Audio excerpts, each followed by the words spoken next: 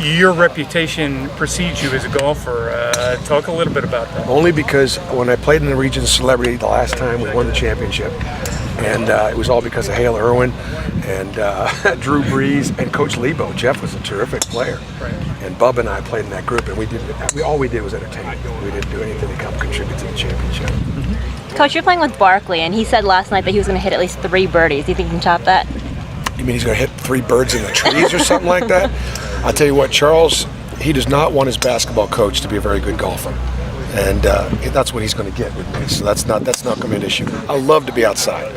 I love the courses. I love the landscaping.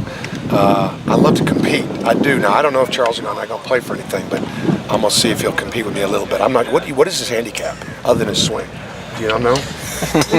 Calculator time there. No, I need to find out what it is because we got to have a match. So what are you going to bet? What's going to be on the line? It doesn't matter what's on the line. It's just bragging rights. Bragging rights will be on the line, and I'm terrible, but I will play better if there's a penny on it. What's your handicap? My swing too, but I'd say I'm a 15 or 16. I don't play enough to have an established handicap right now, but I love the game, and my boys like to play. And sometimes, for fathers and sons, that's almost donors, and my kids is what gets me on the course. Our money's on you, by the way. Talk about where things stand for you and the progression at all.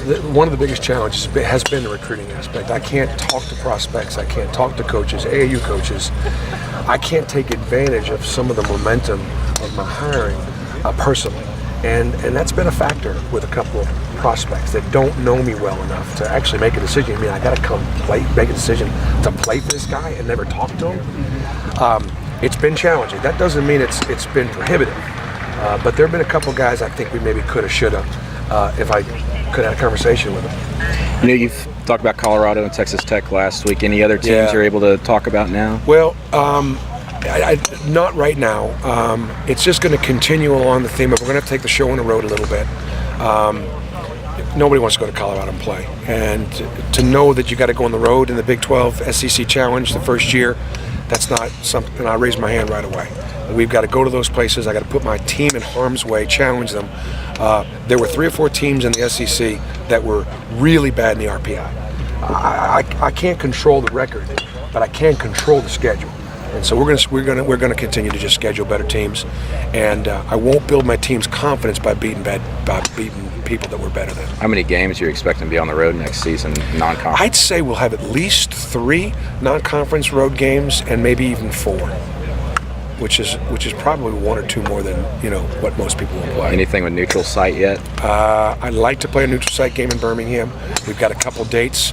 We don't necessarily have the opponent. And the thing with the neutral site game is it's either going to be a high major team or even a really good mid-major team, because when you play in neutral sites, the RPI rises, and so a win over a mid-major, if you can get it on a neutral site, counts like a high major win. So you've got a couple dates in mind, just looking for some teams? Exactly. Yep.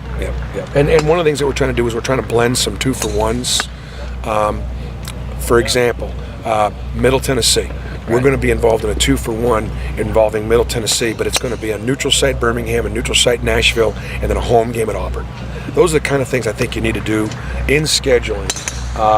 That's a really good opponent. They're capable of beating us, home or on the road. But it's not like buy-in guarantee games. Right. Any conversation at UAB about that neutral site next year? I'd love to play UAB. I think one of the things that I'm going to try to be consistent with is we're going to play home and home with the major conferences. But we're not going to play home and home. And it's not that it's not a great conference, but I'm going to stick to Conference USA, Sun Belt Conference, those conferences there. We'll play 2-for-1 situations, or I'll be involved in being creative with some neutral site situations, but I won't play that conference home and home.